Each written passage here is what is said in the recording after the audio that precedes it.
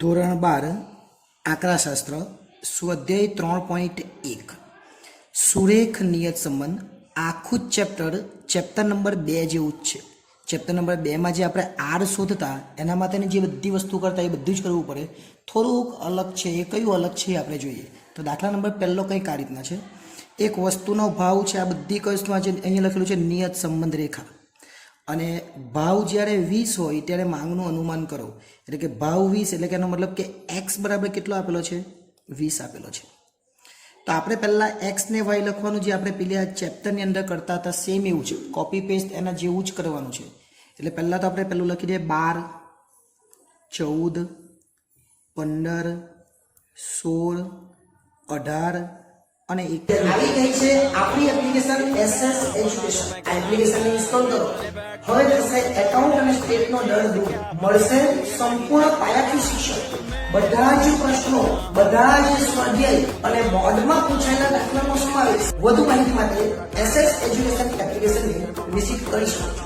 21 બાજુમાં 18, 12, 10, 8, 7 અને 5.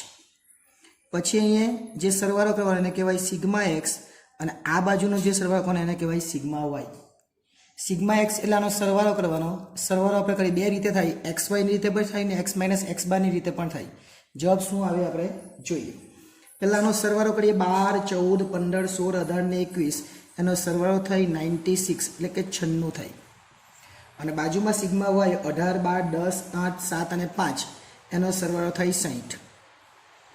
પહેલાં આપણે એક્સ બાર શોધવાનું. એક્સ બાર એટલે કે સિગ્મા એક્સના છેદમાં એન, અને બાજુમાં વાય બાર શોધીએ એટલે કે સિગ્મા વાયના છેદમાં એન. ચલો એક્સ બાર શોધવા માટે 96 છે સિગ્મા એક્સ, અને એન કેટલા? તો એન 1, 2, 3, 4, 5 અને 6. એટલે ભાગ્યા 6 કરીએ એટલે એક્સ બાર આવે 16. એ જ રીતના વાય બાર માટે 60 છે, ભાગ્યા 6 કરીએ એટલે વાય બાર આવે 10. હવે જ્યારે અપૂર્ણાંકમાં આવે એટલે કે પૂર્ણાંકમાં આવે અને અપૂર્ણાંકમાં આવે તે આપણને ખબર છે. અપૂર્ણાંક એટલે પોઈન્ટ. પોઈન્ટમાં આવે તો આપણે એક્સ વાય કરીએ, અને પોઈન્ટમાં ન આવે તો આપણે એક્સ માઇનસ એક્સ બાર કરીએ. એટલે અહીંયા આપણે લખીશું એક્સ માઇનસ એક્સ બાર. પણ આંકડા નાના છે એટલે તમે એક્સ વાય કરવું હોય તો પણ ચાલે. અહીંયા ઉપર આપણે લખી દઈએ એક્સ બાર બરાબર 16, અને અહીંયા લખીએ વાય માઇનસ વાય બાર. ત્યાં વાય બાર બરાબર લખીએ 10. એટલે 12માંથી 16 જાય તો કેટલા આવે? તો -4. 14માંથી 16 -2. 15માંથી 16 -1. 16માંથી 16 0. 18માંથી 16 2. અને 21માંથી 16 એટલે 5. આ બધાનો સરવાળો 0 થઈ જવો જોઈએ. એટલે 4 ને 2 6 ને 1 7 અને 5 ને 2 7 એટલે 0. એટલે -7 અને +7 એટલે 0 થઈ જાય. 18માંથી 10 જાય તો 8. 12માંથી 10 જાય તો 2. 10માંથી 10 0. 8માંથી 10 -2. 7માંથી 10 -3. અને 5માંથી 10 -5. 5 ને 3 8 ને 2 10 એટલે -10, અને 8 ને 2 10 એટલે +10. એટલે એ પણ 0 થઈ જાય.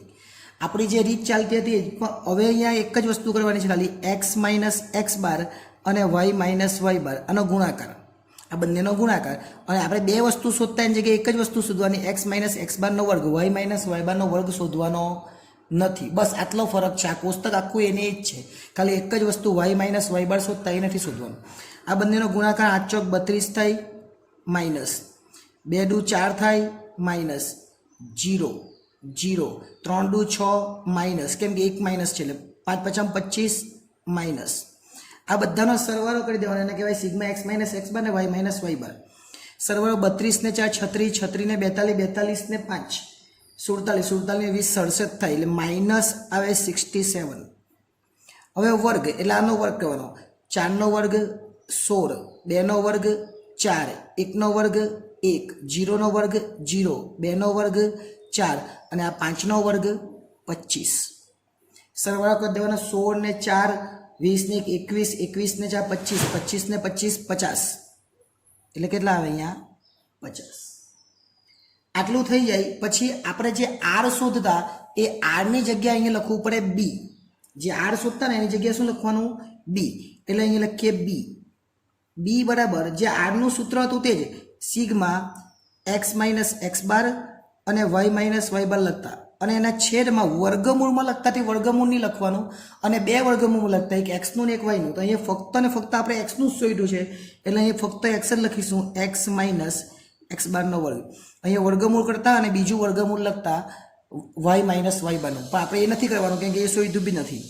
એક્સ માઇનસ એક્સ બાર એટલે 67 આવેલો છે એ લખવાનું -67 અને એક્સ માઇનસ એક્સ બારનો વર્ગ એટલે 50 આવેલો છે એ લખવાનું 50.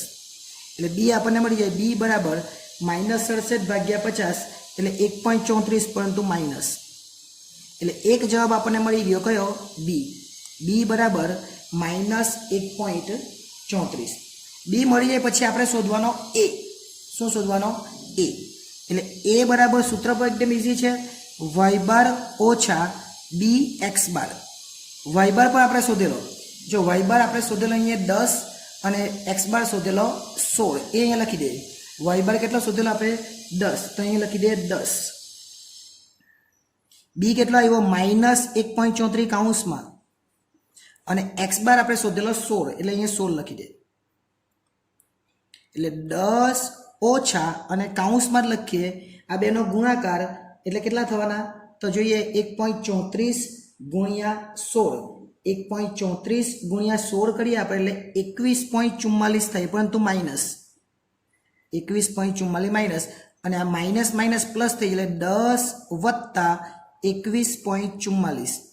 હવે સરવાળો કરી દેવાનો એટલે જવાબ આવે એ બરાબર 31.44. એટલે બે જવાબ થયા, આપણને બી મળ્યું અને બીજો એક જવાબ મળ્યો એ. એટલે એ અને બી વસ્તુ શોધી કાઢી એટલે હવે આપણે શું કરવાનું? હવે આપણે શોધવાનું વાયની એક્સ પરની નિયત સંબંધ રેખા, જે આપણે પૂછેલું છે. નિયત સંબંધ રેખા પૂછેલી છે ભાવની માંગ પરની. એટલે નિયત સંબંધ રેખાનું સૂત્ર મૂકવાનું વાય કેપ બરાબર એ વત્તા બી એક્સ. આ એનું સૂત્ર છે, એ વત્તા બી એક્સ. એ આપણે શોધી કાઢ્યો. એ કેટલો શોધ્યો? તો 31.44. બી કેટલો છે? તો -1.34. એ બધી વસ્તુ શોધેલી જ છે. તો પહેલાં એ લખી દે. એ આપણે શોધ્યો 31.44. બી આપણે શોધેલો -1.34. અને હવે એક્સની વાત કરીએ તો ફરીથી સાંભળજો, આ એક્સ માં તો અહીંયા ઉપર આપેલું હતું, આ નવું છે ને, અહીંયા એક્સ આપેલો જ છે અહીંયા. તો એક્સ બરાબર કેટલા લખવાના? 20. નહીં આપેલો હોય તો આટલો જ જવાબ આવે, ખાલી એક્સ લખી દેવાનો એટલો જવાબ. અહીંયા આપેલો છે એટલે આગળ જવાબ ચાલે 31.44. આ વત્તા છે એની જગ્યાએ ઓછા થઈ જાય કેમ કે વત્તા ઓછા ઓછા એટલે 20 ગુણ્યા 1.34 કરીએ તો 26.8 આવે અથવા 26.80 લખે તો પણ ચાલે. એટલે વાય કેપ બરાબર છેલ્લે વાય કેપ બરાબર 31.44 માંથી 26.8 જાય તો જવાબ આવે 4.64. આ આપણો છેલ્લો જવાબ છે કેટલો? 4.64. એટલે આપણને એવું પૂછેલું હોય કે વાયની એક્સ પરની નિયત સંબંધ રેખા. વાય એટલે શું? માંગ, અને માંગની એક્સ પરની એટલે ભાવ પરની. જોઈએ માંગની ભાવ પરની નિયત સંબંધ રેખા એટલે વાયની એક્સ પરની નિયત સંબંધ રેખા. પરંતુ કેટલીક વાર એવું પૂછે એક્સની વાય પરની નિયત સંબંધ રેખા પૂછે તો શું થાય? તો આખો દાખલો બદલાઈ જાય, અહીંયા વાય વાળું શોધવું પડે. પણ એવું બહુ જનરલી પૂછતા નથી, આપણને વાય કેપ જ પૂછે. એટલે એ વત્તા બી એક્સ બાર આપણે આ રીતે જ દાખલો કરવાનો આવશે અને બહુ ઇઝી છે. પરંતુ તમે એક્સ માઇનસ એક્સ બારની જગ્યાએ તમે આવું પણ કરી શકો. એક્સ વાય છે આપણને આપેલું, તમે એક્સ વાય એટલે બેનો ગુણાકાર કરો અને એક્સનો વર્ગ.